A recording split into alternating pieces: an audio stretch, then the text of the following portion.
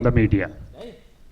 After the announcement of fiscal stimulus package of rupees 20 lakh crore by the Honorable Prime Minister yesterday, the Finance Minister is going to share the details of the package under Mission Atmanirbhar Bharat.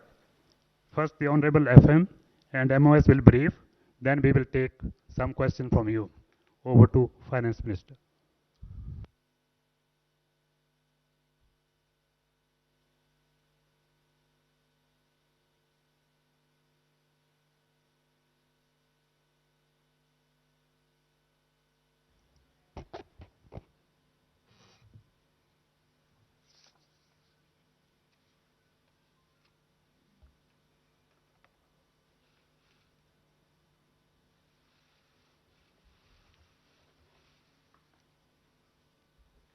Good afternoon. Can you hear me with my mask or should I remove it? Are you okay? It's better now?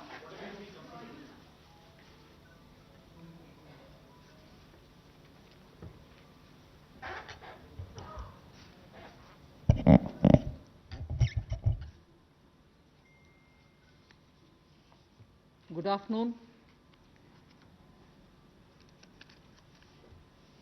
I'm sure all of you will have heard the Honorable Prime Minister speak last night to the nation.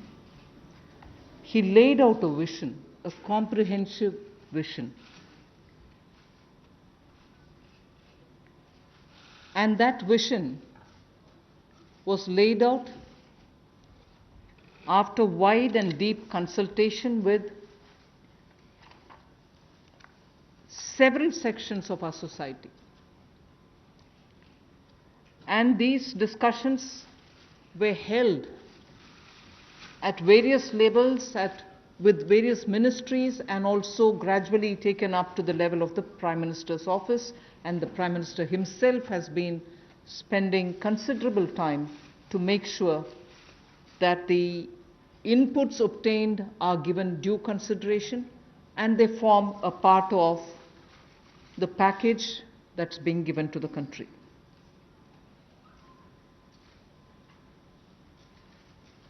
Essentially, this is to spur growth and to build a very self-reliant India. And that's where this whole initiative is called as Atmanirbhar Bharat Abhiyan. And the word Atmanirbhar India is the one which you will be hearing me say quite often. I know, coming from South India, a lot of people wondered what it actually meant. So for their benefit, I'll just say what it means in the 4 languages, subject of course to perfectionist corrections. Suya Sarbu Bharadam in Tamil, Suya Adharita in Telugu, Suyam Asarittan in Malayalam, and Swayam Avalambita in Kannada. Subject to correction, it may not be the perfect translation, but something to take it closer to what it means. So Atmanirbhar Bharat is what we are talking about. And you heard the Prime Minister clearly say that this is going to be resting on 5 important pillars. 5 important pillars: the economy, infrastructure, technology-driven systems, demography, and demand. So if these are the 5 pillars on which we are trying to build Atmanirbhar Bharat, the focus obviously will be what can be defined as the factors of production in today's language. Factors of production, all of us know that we've been hearing it: land, labor, capital, and enterprise. Today, we recast it, say it the same way, but then essentially referring to the very same factors of production, but in this Atmanirbhar Bharat, our focus therefore would be on those factors of production which are land, labor, liquidity, and law. So essentially, it addresses issues of ease of doing businesses, ease of doing, compliance and regulations being due diligence observed, and so on. And in this, the intention is to build brands. Intention is also to take local brands, and build them to a global level. So there is a global value chain integration also as a part of this vision which the Prime Minister has put before us. Certainly when he says Atmanirbhar Bharat, it is not to look inwards and cut India to become an isolationist country. It certainly talks about a confident India which can rest on its strengths and also be able to contribute to the globe, the way in which the Prime Minister rightly pointed out. The production of PPE and masks and also ventilators to an extent has rapidly grown within these 40 days. We have the capability, we have the enterprise to build such capabilities and help the world with it. And therefore, India shall continue contributing to the globe. You've also been seeing, I'm moving away from Prime Minister's last night's speech, you've been seeing that the government being led by Prime Minister Modi, even in 2014-19 regime, was a listening, was a sensitive, and also was a responding government. And that is why I list before you the various reform-driven steps which have been successfully taken. It's important for us to recall that now. Even as we talk about building a new India, building an India which is going to be Atmanirbhar. If I were to group them into different categories and list out what has been done by this government, even in between 2014 and 19, if you were to talk about the poor, we had the DBT-based reforms, based on which today, as we look at the migrants, look at the poor, look at the lockdown in their lives and the impact it has made in their lives, the DBT enabled us to directly put money into their accounts, and they didn't even have to go to the bank to collect it. The bank mitras were able to come and deliver the money, and therefore that reform based on Jan Dhan accounts, based on Aadhaar, and based on mobile technology has brought a revolution in this country, which many countries do recall now, and many of them are not able to do it, although India is able to do it. So for the poor, the DBT, the micro-insurance schemes, PM Awas Yojana, Ujjwala Yojana, again something which has made it possible for people to have free cooking gas in the last 3 months. It wouldn't have been possible to reach out to the poor to have their cooking gas given unless the Ujjwala scheme was so successfully implemented. Swachh Bharat Abhiyan and Ayushman Bharat. And therefore for the poor, during the last tenure, the several schemes which benefited were all reform driven. If I were to talk about agriculture in the same spirit, PM Fasal Bima Yojana, PM Kisan Yojana, which again has come off handy, that we were able to front load the money to the Kisan during this lockdown. Otherwise it wouldn't have been possible. Creating new fisheries department, Krishi Sinchai Yojana, were all aimed at bringing reform in agriculture. Similarly, talking of business and also trying to bring in better business environment. PSB cleanups happen, public sector banks clean up after a heavy load of phone banking resulting in NPAs. Public sector banks recapitalization, FDI liberalization, ease of doing business reforms, which were taken down to the third level of administration governance, IBC reforms, GST reforms, and today because of the GST reforms, you're able to see what impact lockdown is having on small and medium businesses. And finally, reforms in other areas, very quickly to recall. National Highway Authority, the TOT plans, the airport privatizations, power sector reforms, which resulted in India becoming a power surplus country from shortages always. 175 gigawatts of solar targets out of 86 gigawatt has already been achieved out of that number. And cleaning up of the coal mine sector. These are all things which I would want to recall here before we talk about what we are offering in the Atmanirbhar Bharat. This is the foundation. This is the credential with which the Prime Minister has always been on the side of reform, reform for better living in this country, ease of living in this country.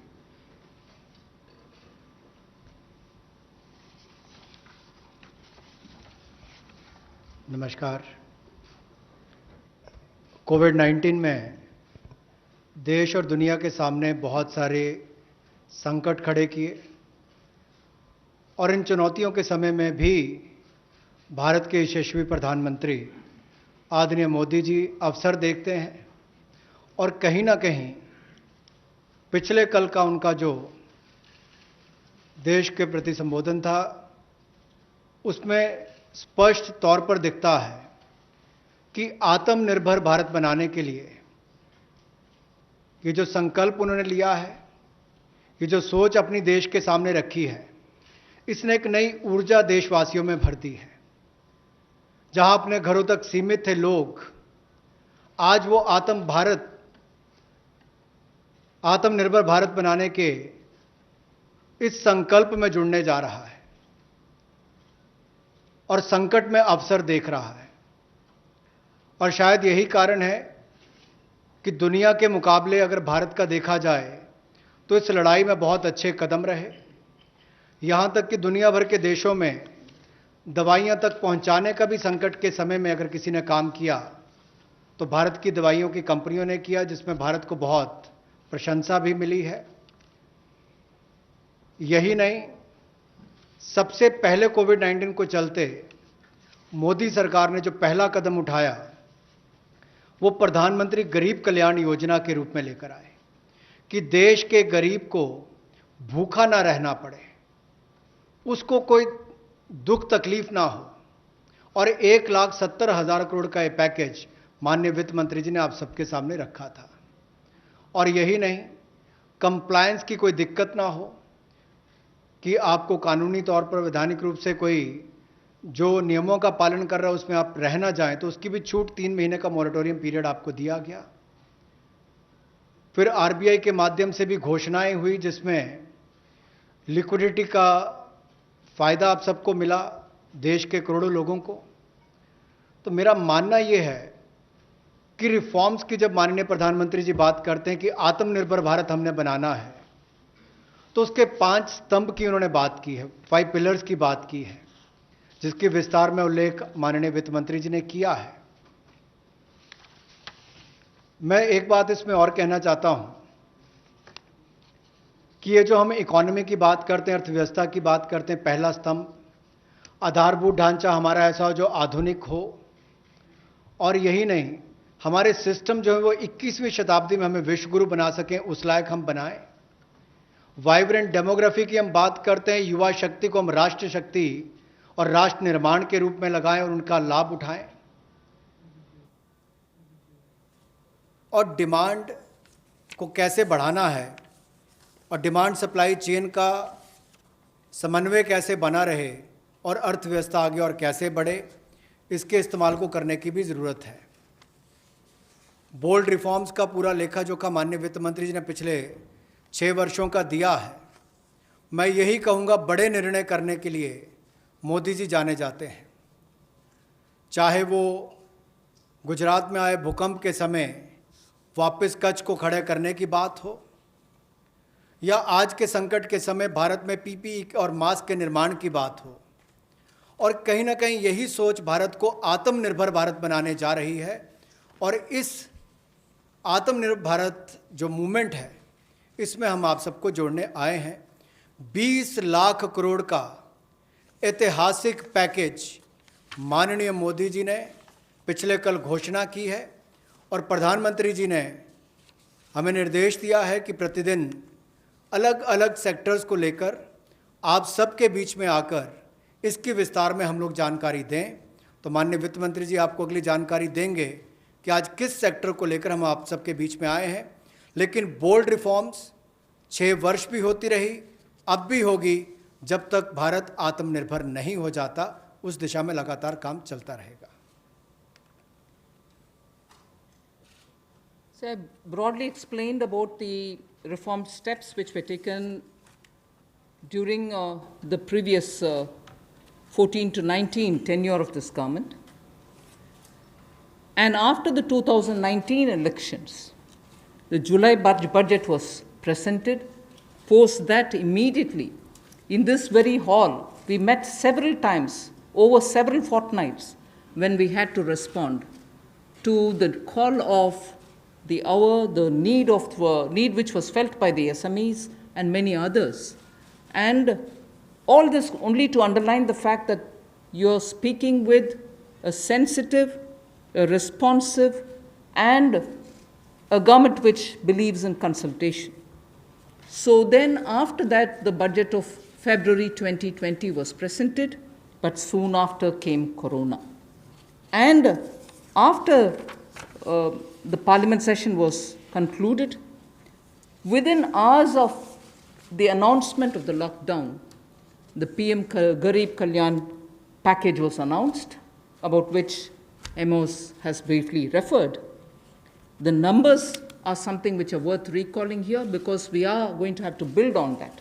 52,606 crores into DBT account of 41 crore bank account holders, the Jan Dhan account holders. 18,000 crore worth grain and pulse transfers happened, in which 48 lakh metric tons of wheat and rice have been distributed, costing 69 crores, to 69 crore account ration card holders. 71,738 metric tons of pulses have been distributed to 6.25 crore card holders. Aside from this, non-card holders have also been distributed grains. And I mentioned a minute ago about the Ujjwala scheme, which helps distribution of free cylinders. Divyang and old age pensioners have all been also given assistance. So after the lockdown, within a couple of hours, meaning within a day or two, we came with that announcement of the Garib Kalyan package. With that, there was also a compliance and also due diligence related deadline dates which were postponed so that ease of compliance could come in. Beginning today, I come over to speaking about today. Beginning today, for the next few days, I shall be coming with this entire team before you to put out the details of the vision which PM has put forth yesterday. So PM's vision for a self-reliant India, we will come with the details in various tranches beginning today, and we shall not forget in each of the tranches that we are talking about that we do have a responsibility towards the poor of this country, towards the needy of the country, towards the migrant workers of this country, the Divyang and the aged. So the tranches will of course be for all our convenience, suitably bringing grouped items which have some correlation. Alongside, you also had the Reserve Bank of India coming up with a lot of liquidity infusion, about which the data which will be shared with you all will go into greater detail about the quantum that they came up with, the LTROs and the TLTROs. I'm not getting into it so that you'll get the data, but we are not going into it. We also ensured, the Revenue Secretary is here, we also ensured that 18,000 crores of refunds through a special drive were given for all the income taxpayers. Drawback were also given the payments. So the intention being liquidity should be in the hands of the people. For all those who have up to 5 lakhs of refund dues, we cleared it. 14 lakh taxpayers have benefited because of that. So with that said, today the tranche has about 15 different measures, 6 of which pertain to the micro, small and medium enterprises. कुटीर लघु उद्योग के लिए 6 ऐसे कदम हम उठाएंगे. 2 relate to the Employees Provident Fund. 2 relate to the NBFCs, Housing Finance Corporations, and the MFIs, microfinance institutions. 1 relates to DISCOMs, 1 relates to contractors, 1 relates to real estate, and 3 are tax measures that we have taken. So I'll get into the detail of today's tranche of announcements. I said there are 6 major steps for the MSMEs. The first one, there is a collateral-free automatic loan for MSMEs which is being provided. This will give facility up to 3 lakh crores. 25 crore outstanding for those MSME units for whom 25 crore is the outstanding loan, or 100 crores whose turnover will benefit from this. These loans will have a 4-year tenure, and there will be a moratorium given for 12 months. These are going to be 100% credit guaranteed over as a cover given to banks and NBFCs on principal and interest. So this is going to be available till 31st October 2020. There are no guarantee fees, no fresh collaterals required. So I guess this will benefit 45 lakh units so that they can resume their business activity and also safeguard jobs.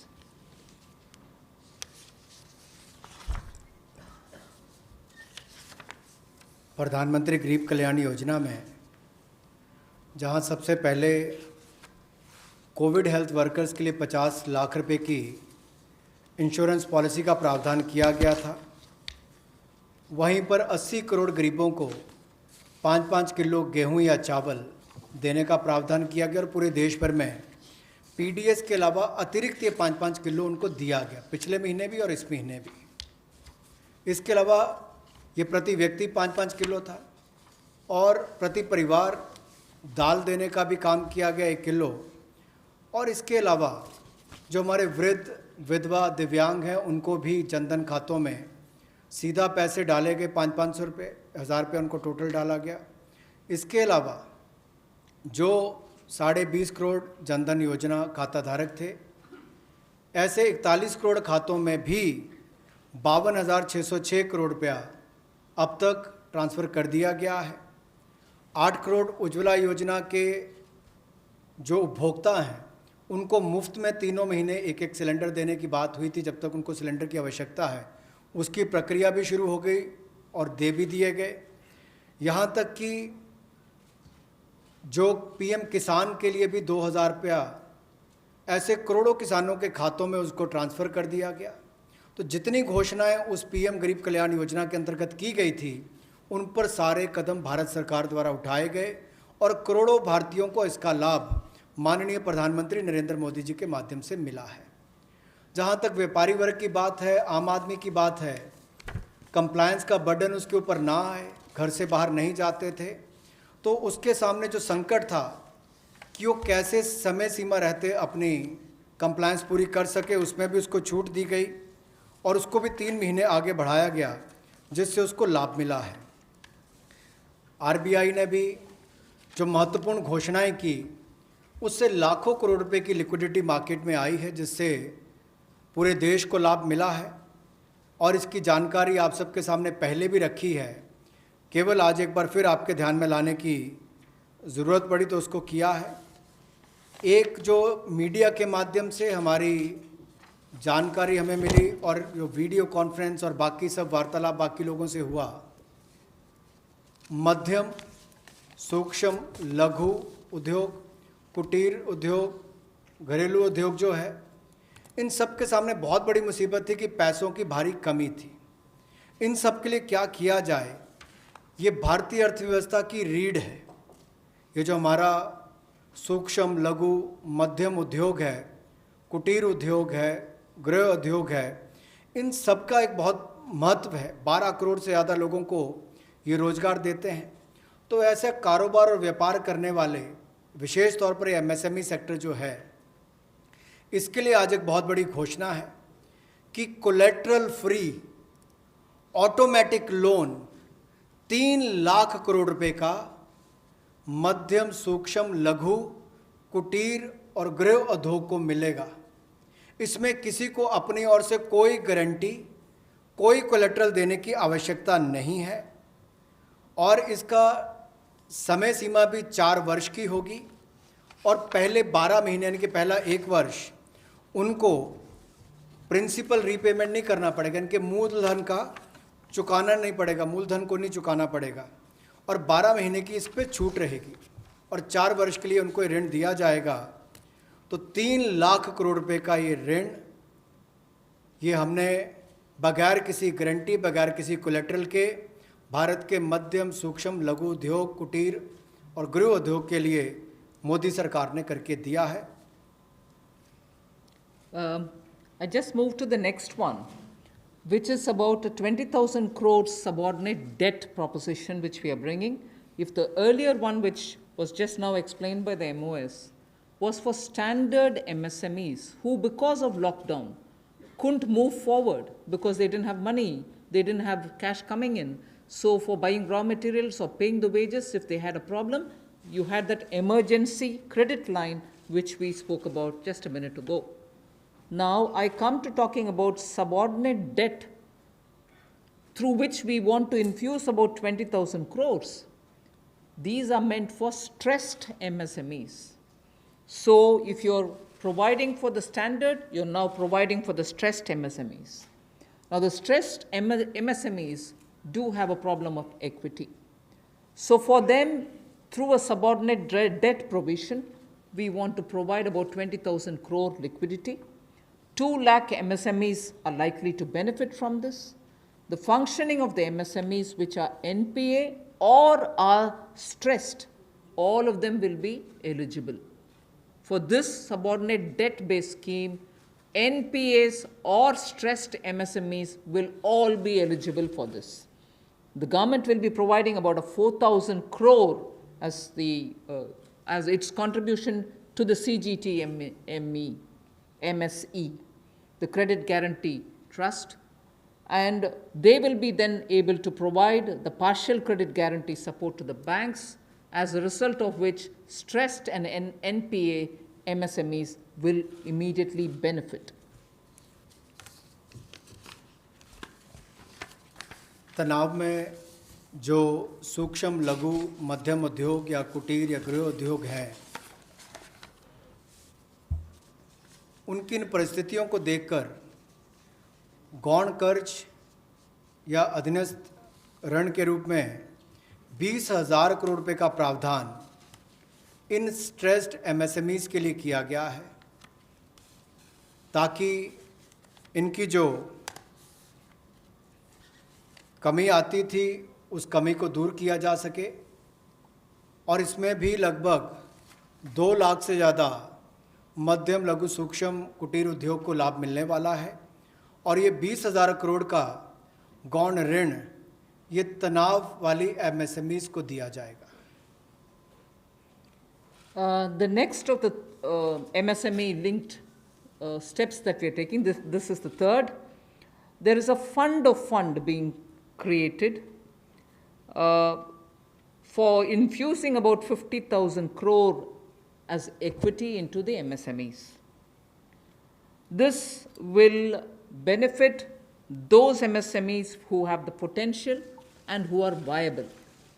So we spoke about those who are standard, We spoke about those who are NPAs and stressed.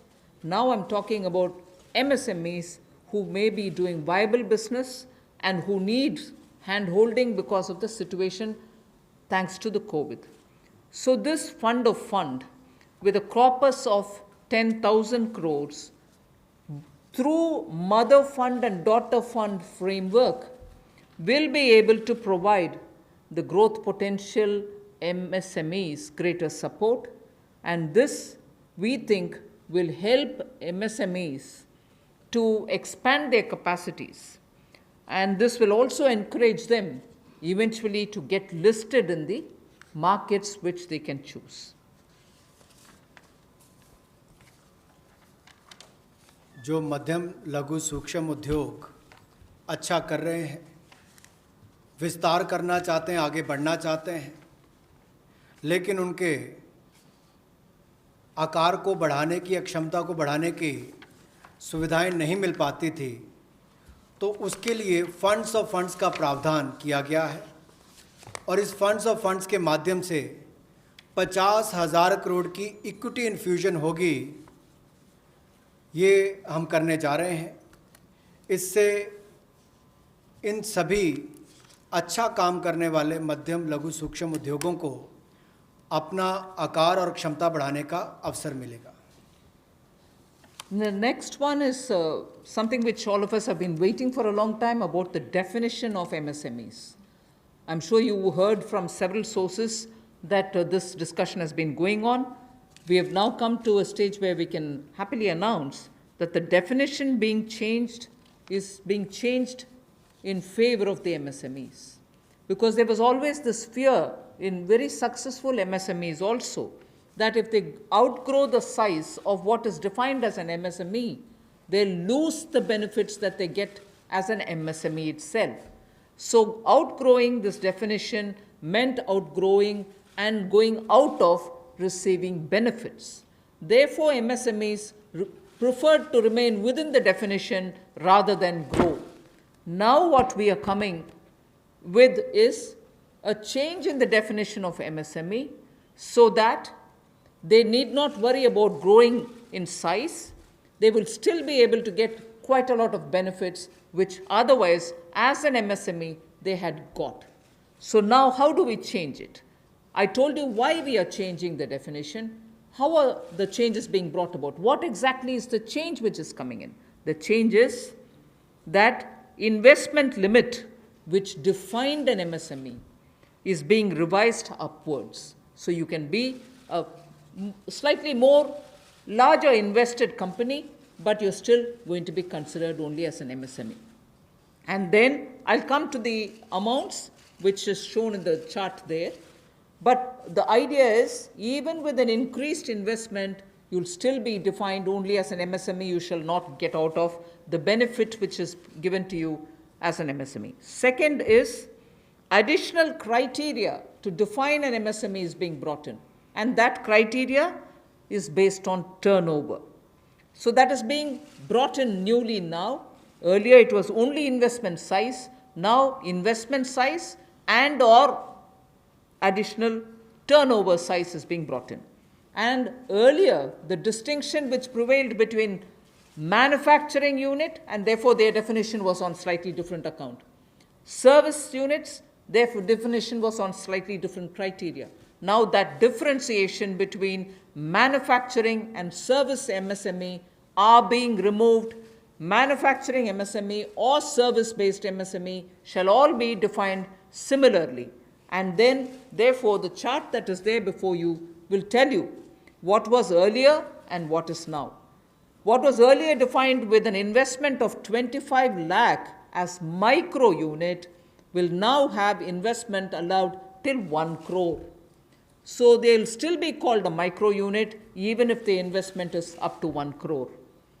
Now, in that, service investments of 10 lakhs were called as micro earlier. Now, because the distinction is removed, service also will have the benefit of being called a micro unit even if the investment is 1 crore. Over and above it, I did say that in addition to investment as a definitional criteria, we are bringing in the criteria of turnover also. So now your investment can be up to 1 crore and your turnover can be up to 5 crore. You shall be called as micro. This or that. Your investment can be 1 crore and your turnover can be 5 crore, up to 5 crore, you will be micro enterprise. And so on. So small will be up to 5 crore, manufacturing enterprise. Services was up to 2 crore. Now the definition is changed to 10 crores and 50 crores. Investment and turnover, and so on. The table explains it.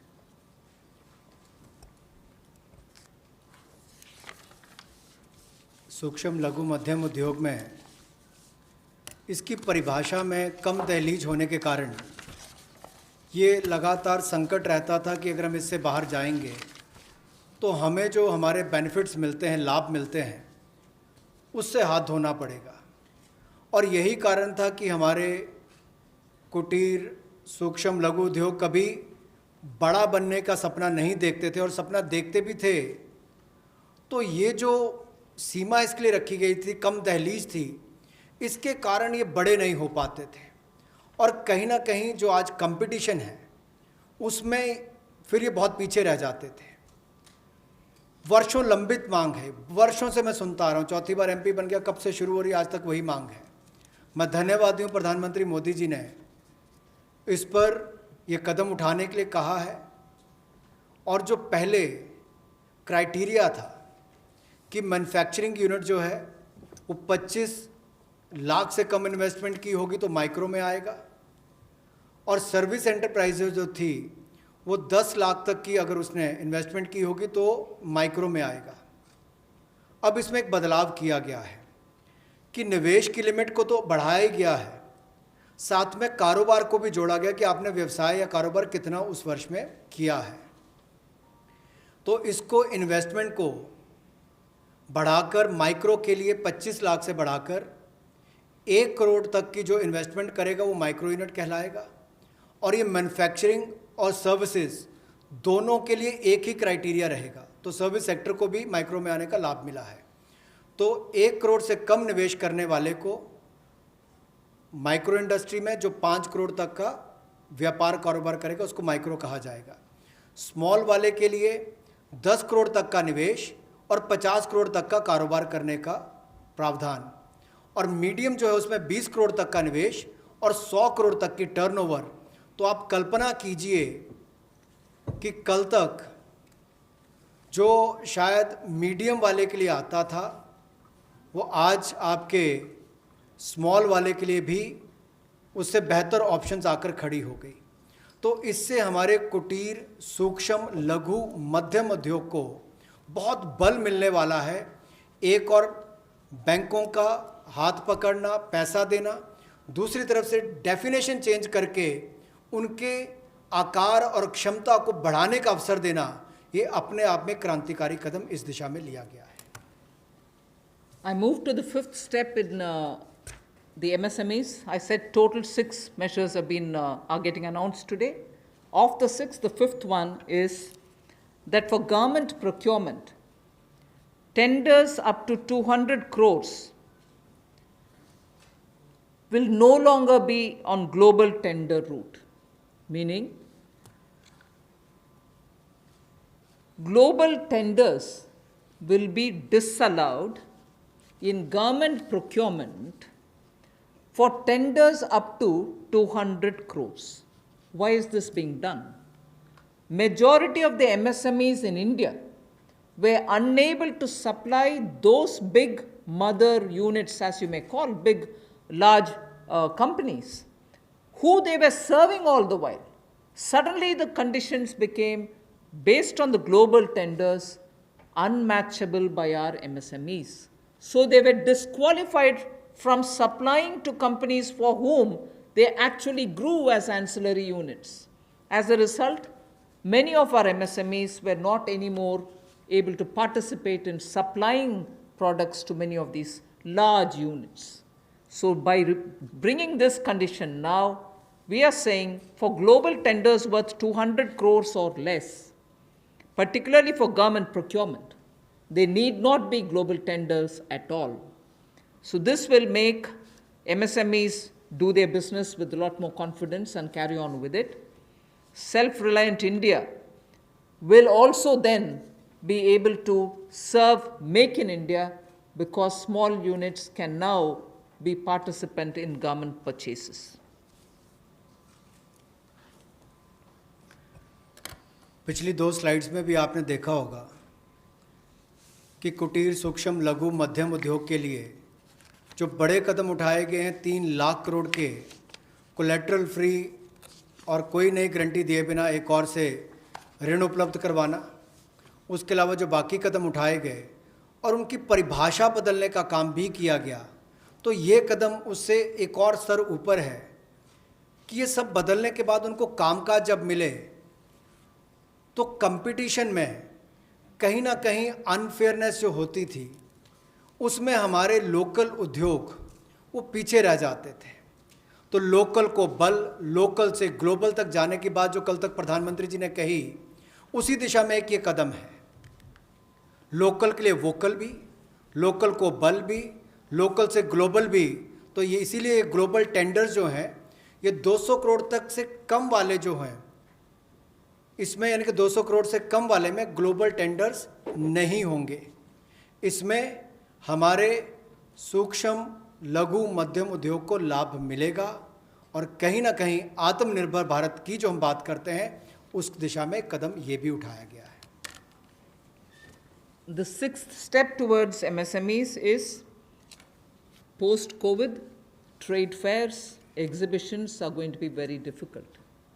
So we shall ensure that e-market linkage is provided across the board for all these MSMEs so that they're able to find their market easily in the absence of being able to participate in trade fairs which cannot be held in this environment. Also, very importantly, Government of India and also CPSEs, where there are receivables by MSMEs, we now announce that within the next 45 days, all their receivables will be cleared.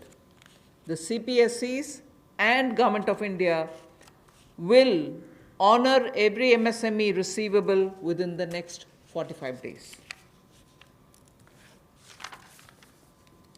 इसी तरह से एक बार फिर कुटीर सूक्ष्म लघु मध्यम उद्योग के लिए ये जो चुनौतियां कोविड-19 के समय शुरू हुई कि घरों तक सीमित होना पड़ा और आप कहीं जाकर सामान बेचने में दुविधा आती थी, तो ई मार्केट लिंकेज करने की बात की, क्योंकि ई कॉमर्स का आजकल ज़माना भी आया है, वो भी होगा। और इसके अलावा व्यापार मेलों में कैसे वो इन्वॉल्व हो सके, उनका शामिल होना हो, प्रदर्शनियों में उनकी पार्टिसिपेशन हो सके, इसके लिए कदम उठाए जाएंगे।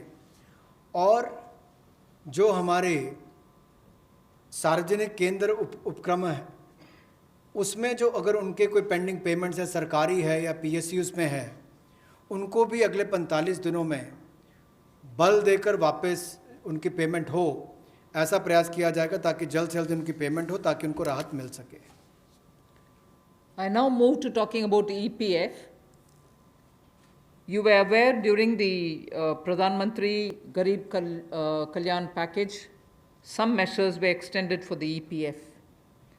In that, we had said units which have 100 workers, 90% of whom are earning less than 15,000 rupees, will be able to draw from their EPF from the funds because they needed money in their hands. We have now, and for the 3 months, the payment of EPF also was given relaxation. What I would now like to say before you is a liquidity relief is being given for all EPF establishments. In this, 12% which is paid by the employer and 12% by the employee contribution. We extend the support which Government of India gave for another 3 months. We had given it for March, April, and May 2020. the payments were made into their eligible accounts by Government of India for March, April and May. Nearly 3.6 lakh establishments benefited from this. Liquidity relief of 2,500 crores to 72.22 lakh employees is now being proposed to be provided by extending this contribution for the next 3 months also. June, July and August 2020, the EPF contribution will be paid by Government of India, and this shall provide 2,500 crore liquidity support. So what was given earlier for March, April and May is now being extended for another 3 months, which will be June, July and August, and therefore we shall be infusing 2,500 crore liquidity and 72.22 lakh employees will benefit from it. 1,70,000 crore के प्रधानमंत्री गरीब कल्याण package में एक सुविधा दी गई थी कि EPF जो है, प्रोविडेंट फंड जो है, वो 12% जो कर्मचारी उसका भी और जो नौकरी देने वाला उसका भी 12% भारत सरकार देगी। और ये पहले 3 महीनों के लिए हमने किया था, जिसकी भुगतान कर भी दिया गया पहले 2 महीनों के लिए, और इसको अगले 3 महीने और बढ़ा दिया जाएगा। इसका प्रावधान भी जून, जुलाई और अगस्त के लिए कर दिया गया है।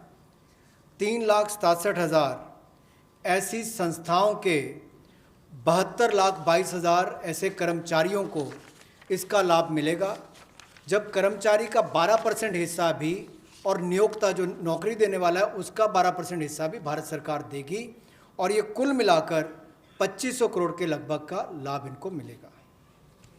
The next on EPF again, in order to provide more take-home salary for the employees and also to give relief to employers in the payment of PF for those which have not been covered under the earlier description, which is if you have 100 employees, 90% of whom are drawing less than 15,000, we announced a scheme earlier, which I'm extending for another 3 months. That's what was announced a minute ago. The second one in EPF now is the statutory PF contribution for those who are not covered in the earlier one is being reduced from 12% to 10%. So for the next 3 months, employers need to pay only 10% and not 12% so that they will have some more money in their hands. However, for the central public sector enterprises and for state PSUs, we will continue to pay 12%. So this reduction is not for the government. However, government employees government employer still pays 12%. But employees in these public sector undertakings will be given the advantage of paying only 10%. So a liquidity relief of 6,750 crores for both the employee and employer will be available for the next 3 months.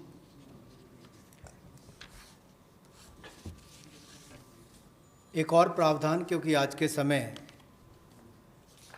पैसा कर्मचारी के हाथ में भी कैसे ज़्यादा हो, इसमें भी एक बड़ी राहत देने का प्रयास इसमें किया है कि जो ईपीएफ कंट्रीब्यूशन है, जिनका ईपीएफ का योगदान है, वो ऐसे संस्थानों के लिए और कर्मचारियों के लिए 12% से कम करके 10% अगले 3 महीनों के लिए किया गया है। इससे कर्मचारी भी और संस्थान दोनों को लाभ मिलेगा। लेकिन जो सरकारी हमारी संस्थान है, सेंट्रल पीएससीज हैं, इनके लिए 12% ही रहेगा, उसमें कोई बदलाव नहीं किया गया है। तो इससे कुल मिलाकर 6,750 करोड़ रुपए का लिक्विडिटी सपोर्ट इनको मिलेगा और एक तरह से 6,750 करोड़ रुपया ज़्यादा इनके हाथ में आएगा। The next one is about non-banking financial companies, housing finance corporations, and microfinance institutions. We have been hearing, in spite of a lot of steps which the RBI took, in spite of all the provisions that we made between the July budget and the February budget, it was felt that the NBFCs were not able to get enough resources. And particularly, some NBFCs which were not very highly rated had particular difficulties in comparison to the others. So, Government of India now launches a 30,000 crore special liquidity scheme. Under the scheme, investment will be made in both primary and secondary market transactions, where investment grade debt papers, this is not infusing equity, this is taking and buying debt papers of NBFCs, housing finance corporations, and microfinance institutions. And not high quality debt papers, they can be investment quality also. So, this we expect will have an impact on those struggling NBFCs who need money to carry on with business. And these NBFCs are also those who have been funding MSMEs. So, in order for these NBFCs to keep their network of MSMEs served, this infusion is absolutely necessary. And these securities with which you're going to buy these debt papers will be fully guaranteed by Government of India. They will be fully guaranteed by Government of India. We hope that this will also bring in a lot of difference for NBFCs who have access to small and micro units, and therefore we want to ease the flow of credit through these NBFCs who have only not so good debt papers in their hands. गैर banking वित्तीय कंपनियां NBFCs या फिर हमारे housing finance companies और micro finance institute, इन सब के लिए जो इनके पास लिक्विडिटी की कमी आती थी, धन का अभाव होता था, उसके लिए ये नई योजना लेकर आए हैं जिसमें 30,000 करोड़ रुपये का विशेष तौर पर प्रावधान किया जाएगा। स्पेशल लिक्विडिटी स्कीम ये होगी जिससे इनके धन की आपूर्ति भी होगी और इसके माध्यम से जहां एक और हाउसिंग सेक्टर को बल मिलेगा, एमएसएमई सेक्टर को बल मिलेगा, उसका भी लाभ हमारी अर्थव्यवस्था में और नीचे आम आदमी को पहुंचेगा और इसका पूरी तरह से गारंटी भारत की सरकार देगी। The next facility also for the NBFCs is to give 45,000 crore liquidity infusion through a partial credit guarantee scheme for the NBFCs in particular. This is an existing scheme, but we are expanding its scope. Expanding its scope only because it will now cover borrowings such as primary, bond issued, the commercial papers.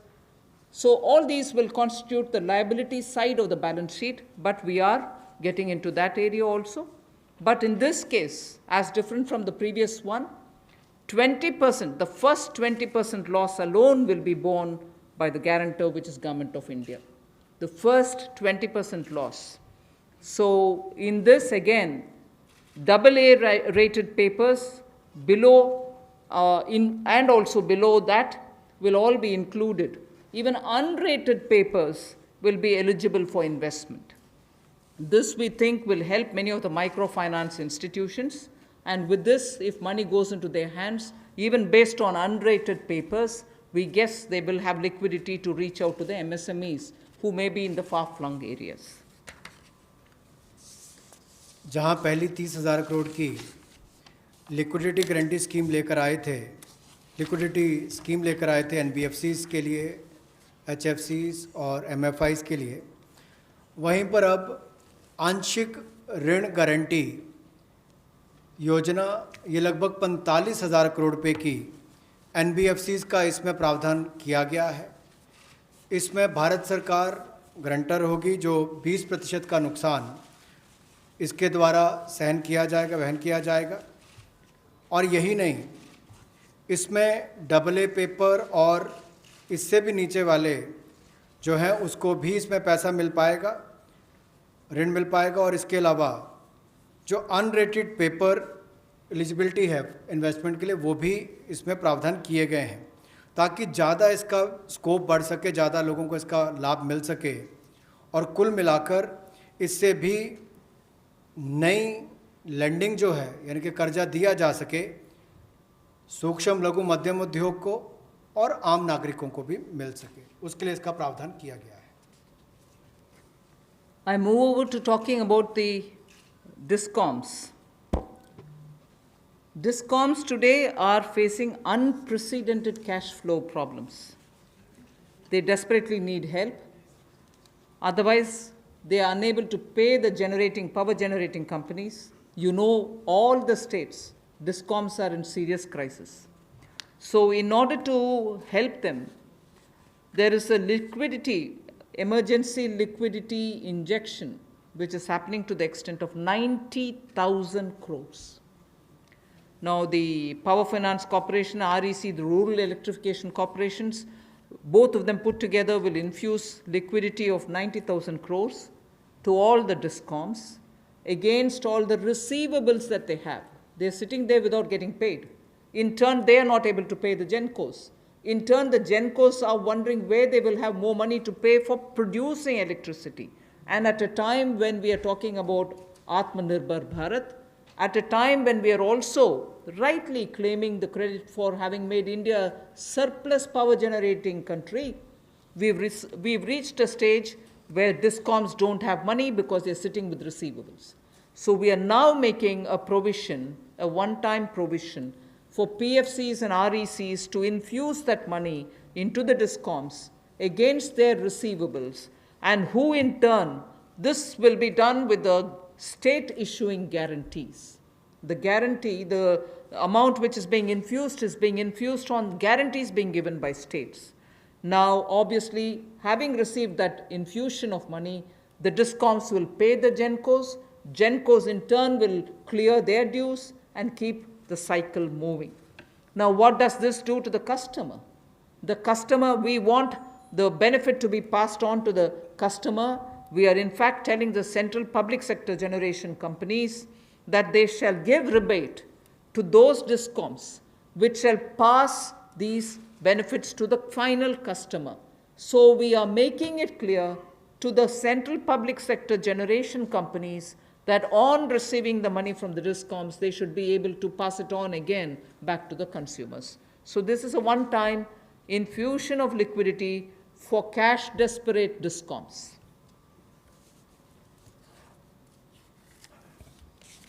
बिजली वितरण कंपनियों की आय में जो भारी कमी आई है और लेनदारी जो इनकी कई राज्यों से बढ़ी है, उसके कारण भी ये अभूतपूर्व नकदी प्रवाह की स्थिति इनको देखनी पड़ रही है। इन परिस्थितियों में आम उपभोक्ता को भी नुकसान ना हो, बिजली उत्पादन करने वाले भी और बिजली वितरण करने वाले भी इस अभूतपूर्व समस्या में कहीं उलझकर ना रह जाएं, इसके लिए 90,000 करोड़ रुपए का प्रावधान डिस्कॉम्स के लिए किया गया है, बिजली वितरण कंपनियों के लिए किया गया है। और ये 90,000 करोड़ रुपया जो बिजली वितरण कंपनियों को दिया जाएगा वो पावर फाइनेंस कॉरपोरेशन और रूरल इलेक्ट्रिफिकेशन कॉरपोरेशन के माध्यम से दिया जाएगा। Thank you. I move over to the next, which deals with contractors. All Government of India agencies, such as the railways, road transport, highways, CPW, etc., will now give 6 months extension without any cost to the contractors, so that extension should cover construction work or goods and services contracts that they have with central government agencies. They can take additional 6 months to comply with the contract conditions.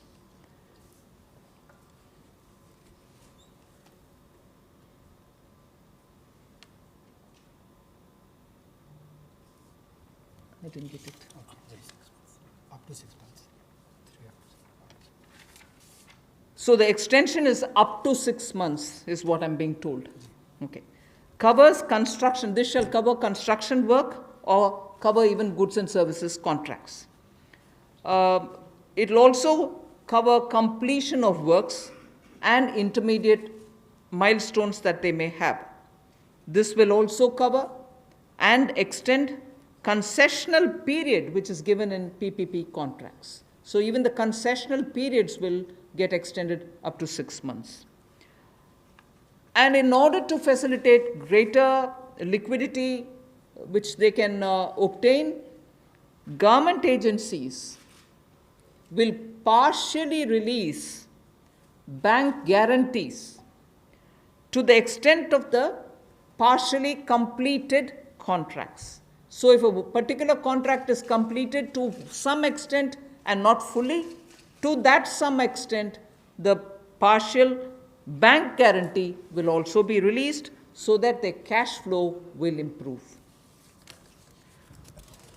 जहां एक और पहले 200 करोड़ तक के tenders global नहीं होंगे, एक वो राहत दी गई। अब उसके बाद जो अभी काम हमारे कॉन्ट्रैक्टर्स कर रहे हैं देश भर में, चाहे वो रेलवेज़ का हो, सड़कों का हो, हाईवेज़ का हो, सेंट्रल पब्लिक वर्क्स का हो, अलग अलग डिपार्टमेंट्स के हों, क्योंकि कोविड के कारण ये समस्या खड़ी हुई, तब उनको 3 महीने से ज़्यादा 6 महीने तक की राहत इसमें दी जा सकती है एक्सटेंशन के रूप में, ताकि उनको कोई खामियाजा ना भुगतना पड़े।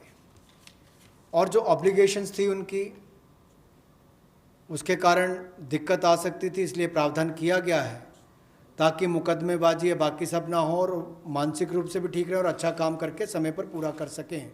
तो 6 महीने तक की इनको राहत दी गई।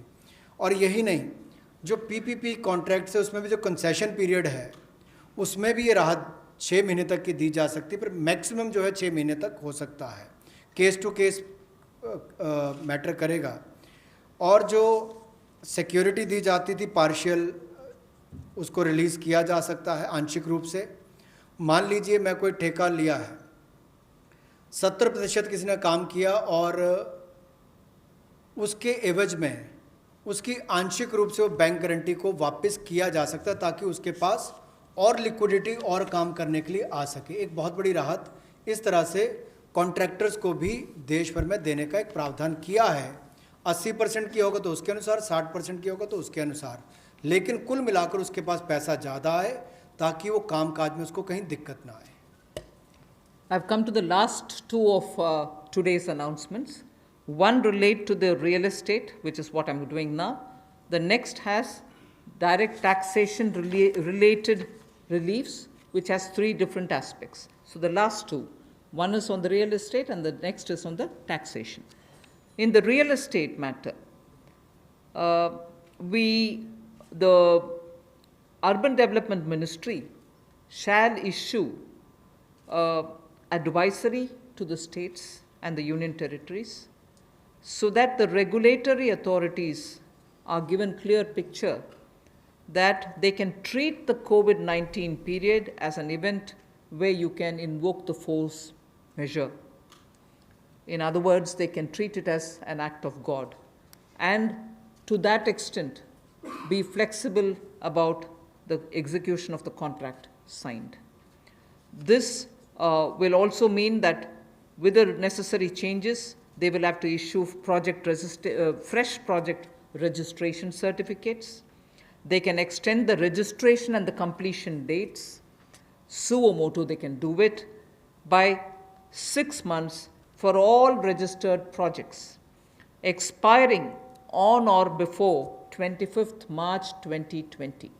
So using the force majeure clause, they can suo motu extend the registration and completion date by 6 months if the project was registered on or after 25th March 2020. So there need not be individual applications separately for it. They can suo motu do it. They can also issue fresh project registration certificates automatically with revised timelines. So this way, people who had entered into a contract and got fixed because of the coronavirus will not suffer. These measures, we think, will de-stress developers, and real estate industry, which is already in difficulty, will benefit with the new timelines. कोविड-19 का प्रभाव हमारे real estate projects पर भी पड़ा होगा,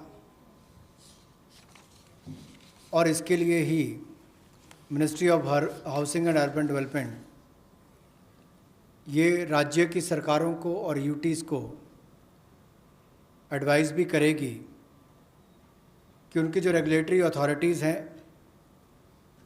वो ये प्रावधान करें कि जो रजिस्ट्रेशन और कंप्लीशन डेट है उसको सुओ मोटो 6 महीने तक आगे बढ़ा दिया जाए, और इसकी जो 25 मार्च तक जो एक्सपायरी डेट थी यानी कि उसको 6 महीने तक आगे बढ़ा दिया जाए, और इसमें कोई इंडिविजुअल एप्लीकेशंस मंगवाने की आवश्यकता नहीं है। जो 25 मार्च तक थी उसको वैसे ही 6 महीने तक का आगे विस्तार कर दिया जाए, उसको आगे अवधि को आगे बढ़ा दिया जाए। रेगुलेटरी अथॉरिटीज़ को भी यही अनुरोध किया गया है, और इसमें ministry of housing and urban affairs के माध्यम से जाएगा कि 3 महीने तक पीरियड उसको भी आगे बढ़ा दिया जाए, और जो फ्रेश प्रोजेक्ट रजिस्ट्रेशन सर्टिफिकेट्स हैं वो भी रिवाइज टाइमलाइंस के साथ दे दिए जाएं। तो इसी तरह से रेरा के अंतर्गत जो टाइमलाइंस है उसको आगे बढ़ाने की जो बात कही गई है इसमें विस्तार में कही गई। I move over to talking about the tax-related proposals, which is my last. You're fairly familiar with the TDS and the TCS tax deductions which happen. We have now, from, let us say, tomorrow till 31st March 2021, reduced the TDS rates and the TCS rates by 25% of the existing rate. So if the existing rate is 100, it will be reduced by 25%. This shall apply to all payments, if they are payment for contracts or professional fees or interest or rent or dividend or commission or brokerage. All of these will be eligible for this 25% rate reduction. Through this, and as I said, this will be coming into force from tomorrow and last till March 31st, 2021. And this, we think, this reduction, we think, will release nearly 50,000 crores in the hands of the people who otherwise would have paid it as TDS. This reduction alone is going to give 50,000 crores back to the people, in the sense it will be in their hands rather than coming in as payment of taxation.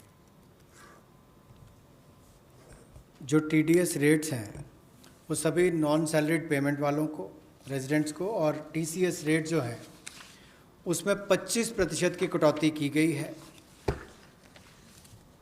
Financial year 2020-2021 के लिए, और इससे 50,000 करोड़ रुपए का लगभग लाभ आम जनता को मिलने वाला है। यानी कि अगर मेरा 100 रुपया बनता था तो मैं 100 रुपये की बजाय अब 75 रुपये दूंगा, और उसमें 25% की कटौती की गई है। तो एक बहुत बड़ी राहत गैर वेतनभोगी इन सब के लिए, non salaried payment to residents, इनके लिए की गई है। The next is a set of dates which are getting extended for direct tax, some of the measures that we are taking.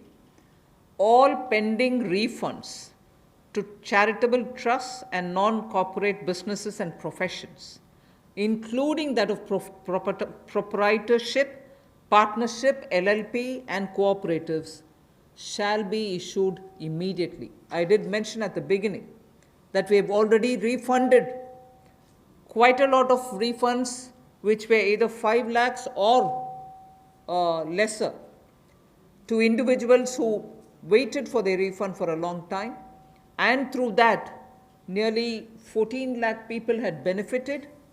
Now we are saying that the pending refunds of all charitable trusts, non-corporate businesses, professions, proprietorships, partnerships, LLPs, and cooperatives, many of whom can be very small. Many of these are in cooperative sectors, many are MSMEs, many are small partnerships. All their refunds will be given immediately, which will mean that they will get their due money, that's their money, they will get it back in their hands without any delay. Then the due date of all income tax returns for the year 2019-2020 are now being extended from 31st July 2020 and 31st October 2020 to 30th November 2020. And tax audits from 30 September 2020 is being changed to 31st October 2020. So that is a measure which will help people not to worry about how they are going to do their compliance, will they be able to file their returns or not. So that is a step which we take. And the last one, which also is a taxation related measure, is the date of assessments getting barred, because assessment time gets barred with a certain date. We are conscious of it, we have taken cognizance of it, so we are saying date of assessments getting barred as on 30th September 2020 is now being extended to 31st December 2020. So 3 months extension is being given so that date of assessment doesn't get barred as of September 2020, it can wait till December 2020. And also, those getting barred on 31st March 2021, we are saying this in advance, those getting barred as of 31st March 2021 are being extended to 30th September 2021. There are clear, again 6 months extension for those March. We are telling that in advance. 31st March 2021, which we are getting debarred, will now be moving over to 30th September 2021. And the last point that I would want to share with you all for this evening is, we've launched this Vivad Se Vishwas scheme for making payment, and there was a component that you had to pay 10% extra if it is beyond a certain date. Now, without any additional amount which is to be paid, in total, the whole Vivad Se Vishwas scheme is getting extended up to 31st December 2020. And for this extension, no extra payment is being asked. So the entire Vivad Se Vishwas moves over to 31st December 2020. 5 lakh तक के refund 14 lakh से ज़्यादा लोगों को अब तक वापस कर दिए गए थे। उसके अलावा जो उससे ऊपर वाले उसकी भी प्रक्रिया शुरू और बहुत सारे लोगों को वो भी वापस कर दिए गए हैं जो रिकॉर्ड समय के अंदर किए गए। अब इसके अलावा जो पेंडिंग रिफंड्स हैं, चाहे वो चैरिटेबल संस्थाओं के हों, ट्रस्ट के हों या नॉन कॉरपोरेट बिजनेस या प्रोफेशनल्स के हों, यानी कि प्रोप्राइटरशिप, पार्टनरशिप, एलएलपी, कोऑपरेटिव्स, इनको भी जल्द ही इनके रिफंड्स इशू कर दिए जाएंगे ताकि पैसे की कमी कहीं पर ना आए। इनकम टैक्स की रिटर्न के लिए जो ड्यू डेट थी वित्तीय वर्ष 2019-20 के लिए, उसको 31 जुलाई 2020 और 31 अक्टूबर 2020 से बढ़ाकर 30 नवंबर 2020 कर दिया जाएगा और टैक्स ऑडिट को भी 30 सितंबर 2020 से बढ़ाकर 31 अक्टूबर 2020 कर दिया जाएगा। जहाँ तक डेट ऑफ असेसमेंट की बात है, ये भी वर्जित हो रही थी 30 सितंबर 2020 को, इसको भी एक्सटेंड कर दिया जाएगा 31 दिसंबर 2020 तक, और जो वर्जित हो रही थी 31 मार्च 2021 को, इसको 30 सितंबर 2021 तक बढ़ा दिया जाएगा। मैं एक बार फिर कह देता हूँ, जो डेट ऑफ असेसमेंट्स जो बार हो रही थी 30 सितंबर 2020 को, उसको 31 दिसंबर 2020 तक बढ़ा दिया गया है, और जो बार हो रही थी 31 मार्च 2021 को, उसको 30 सितंबर 2021 तक बढ़ा दिया गया है। विवाद से विश्वास स्कीम बजट के समय भी हम लाए थे, लेकिन इन अभूतपूर्व परिस्थितियों के चलते इसको भी जिनको पेमेंट करनी है, कोई अतिरिक्त पेमेंट ना किए बिना, एडिशनल अमाउंट दिए बिना, इसको 31 दिसंबर 2020 तक एक्सटेंड कर दिया गया है, ताकि आप 31 दिसंबर तक पेमेंट कर सकते हैं। उसमें आपको कोई अतिरिक्त पेमेंट नहीं करनी पड़ेगी। मैं धन्यवाद करना चाहूँगा फाइनेंस मिनिस्टर का, MOS फाइनेंस का, for detailed briefing to all of us on these particular subjects. Madam, with your permission, 2 questions we are going to take online and 4 questions we can take from the hall here. So first I take the question online. How does the government plan to finance rupees 20 lakh crore stimulus? Maybe this is a question I should answer after I finish all my announcements on the various tranches. But government has also given a slightly altered schedule, the borrowing schedule. So that is one of the ways, that is, I repeat, that is one of the ways in which we are also expecting to finance. But the other details about how exactly are we going to get financing this will be probably more appropriately answered after we finish announcing all the tranches. Okay. Number 14. मेरा सवाल यही है कि borings को लेकर के पहला सवाल था, इस पे थोड़ा सा अगर आप और बताना चाहें कि इतने बड़े पैकेज के लिए सरकार फिलहाल बोरिंग को लेकर के क्या योजना है, आने वाले वक्त में किस तरीके का और प्रावधान करने की योजना है, और दूसरा ये कि जो बैंक गारंटी, जो लगातार बैंक पिछले 2-3 महीने में ये इस बात को लेकर के चिंतित थे कि कुछ सेक्टर्स पर लोन देने के लिए वो ज़्यादा पॉजिटिव नज़र नहीं आ रहे थे और बैंक गारंटी, सरकार से गारंटी को लेकर के वो लगातार अपील कर रहे थे। ऐसे में आपको लगता है कि इस बड़े पैकेज के बाद में बैंक की तरफ से लोन देने की शुरुआत हो पाएगी और लिक्विडिटी फ्लो की जो कोशिश है उसको कामयाबी मिलेगी? मैं आपके सेकंड क्वेश्चन को जवाब दे देती हूँ, बट फर्स्ट क्वेश्चन आप शायद दोबारा बोलना पड़ेगा, मैं ध्यान से शायद सुने नहीं। सेकंड क्वेश्चन के लिए मैं जवाब ये दे रही हूँ कि ये गारंटी का विषय जो आपने उठा रहे हैं कि बैंक से भी मांग था, उसके लिए तो आज गारंटी का विषय भी हमने घोषणा कर चुके हैं। सो उसके कारण हम ये मानते हैं कि बैंक्स में थोड़ा और तैयारी होगी, मगर वैसे भी पिछले एक सप्ताह से बैंक सेक्रेटरी इधर देवशीष पांडा जी हैं, लगातार कितने बैंक से क्रेडिट जा रही है, किन को जा रही है, MSME की जा रही है, रिटेल सेक्टर को जा रहे हैं, ये विषय हम फिनांस मिनिस्ट्री के हैंडल से और PIB के द्वारा भी जानकारी देते आ रहे हैं। इसमें हम स्पष्टता से ये समझें कि बैंक्स लोन देने से संकोच नहीं कर रहे हैं। सैंक्शन किए हुए लोन्स हैं जिसमें बैंक का ये कहना है कि सैंक्शन करने के बाद भी कस्टमर आकर के लॉकडाउन ख़त्म होने के बाद हम आकर लेंगे, प्लीज़ तब तक आप पैसा रिलीज़ ना करें। ऐसे रिक्वेस्ट कस्टमर रख रहे हैं बैंक के सामने। मैं ये नहीं कह रही हूँ सभी कस्टमर्स ऐसे बोल रहे हैं, मगर ज़्यादातर कस्टमर्स ये बोलने की वजह से सैंक्शनड लोन का विवरण हम दे रहे हैं हर 2 दिन के एक बार, फिर भी वो अमाउंट रिलीज़ क्यों नहीं होता। और ये भी प्रश्न उठते हैं कि क्यों बैंक्स रिवर्स रिपो में, रिजर्व बैंक में लगातार पैसा डाल करके आ रहे हैं। कारण यही है कि सैंक्शन करने के बाद भी क्लाइंट्स उनके अपने चॉइस पर कह रहे हैं कि लॉकडाउन निकालने के बाद, हटने के बाद हम पैसा रिलीज़ करवाएंगे आपसे। सो ये भी है विषय, हम इसका पूरे हर पहलू अंडरस्टैंड करने का आवश्यकता है।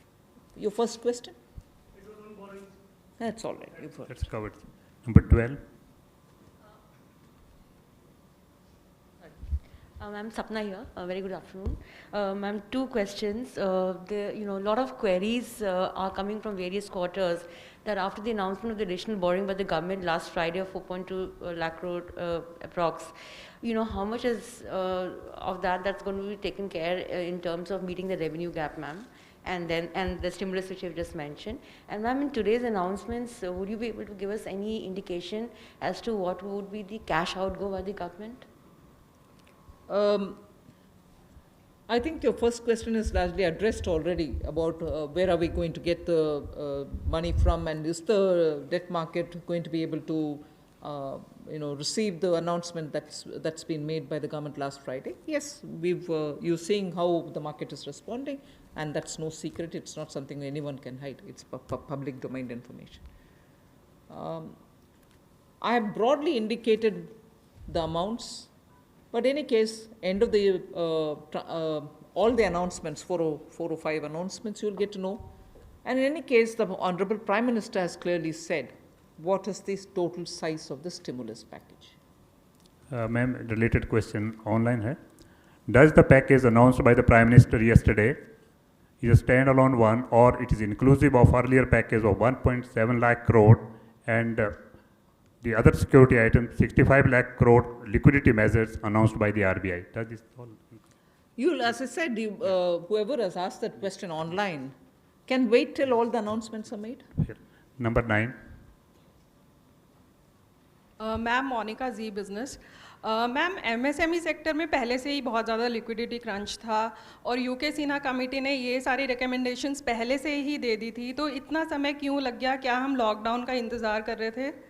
और दूसरा ये कि अप्रैल के जीएसटी नंबर्स अभी तक नहीं आए हैं, तो एमएसएमई सेक्टर से काफ़ी कंप्लेंट्स आ रही हैं और वो काफ़ी रिक्वेस्ट कर रहे हैं कि एक जीएसटी एमनेस्टी स्कीम उनके लिए आ जाए, तो क्या हम उसकी आशा कर सकते हैं?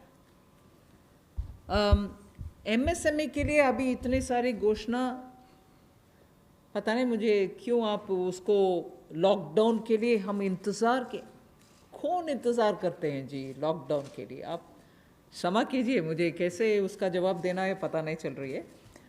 मगर एमएसएमई के लिए हम धीरे धीरे जुलाई बजट में भी घोषणा किए, उसके बाद पार्शियल गारंटी का अनाउंसमेंट भी हुआ, फरवरी के बजट में भी एमएसएमई के लिए बहुत सारे कदम हमने उठाए, और अभी कॉम्प्रिहेंसिवली स्ट्रेस्ड हो, एनपीए हो, सस्टेनेबल और वायबल यूनिट्स हो, उन सब के लिए अलग अलग हिस्से पर एमएसएमई के लिए स्टेप्स उठा रहे हैं।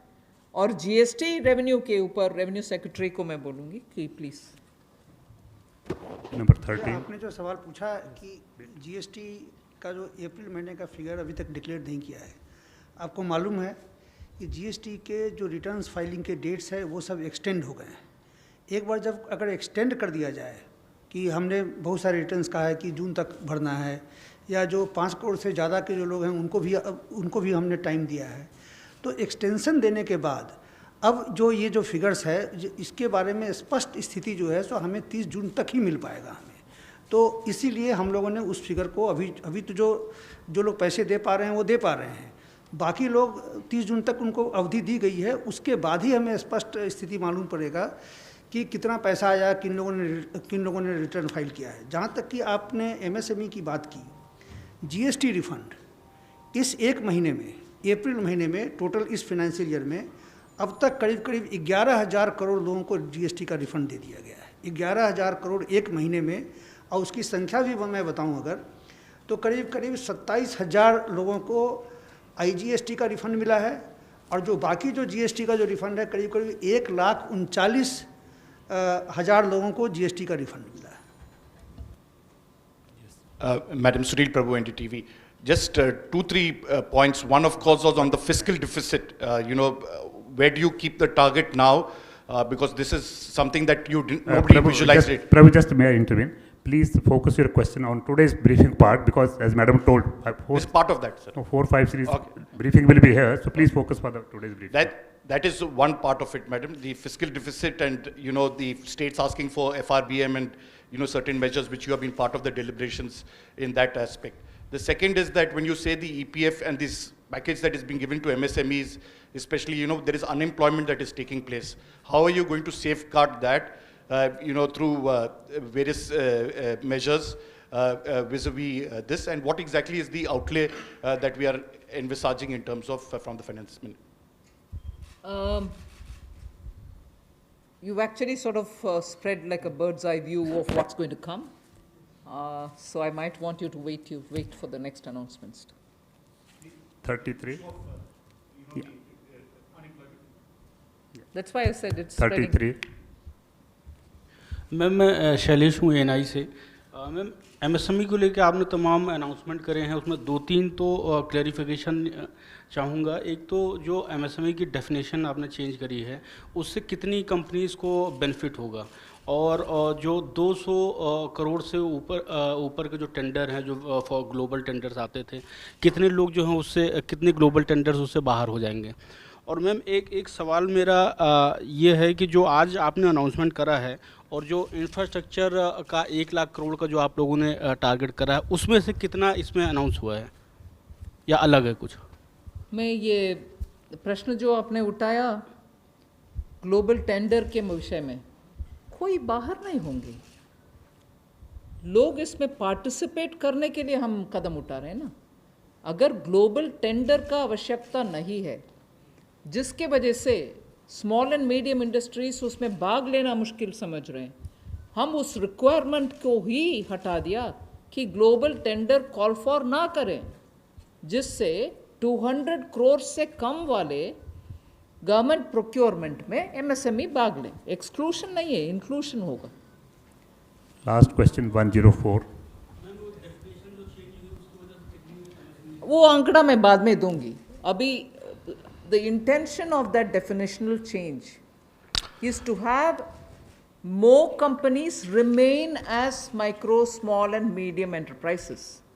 Growing के वजह से वो इस definition से बाहर ना हो जाएं, इसके लिए कितने यूनिट बेनिफिट होंगे, if anybody of the secretaries have that information they can give, नहीं तो हम आपको कैलकुलेट करके देंगे कितने यूनिट इससे दोबारा एमएसएमई के डेफिनेशन के अंदर आएंगे।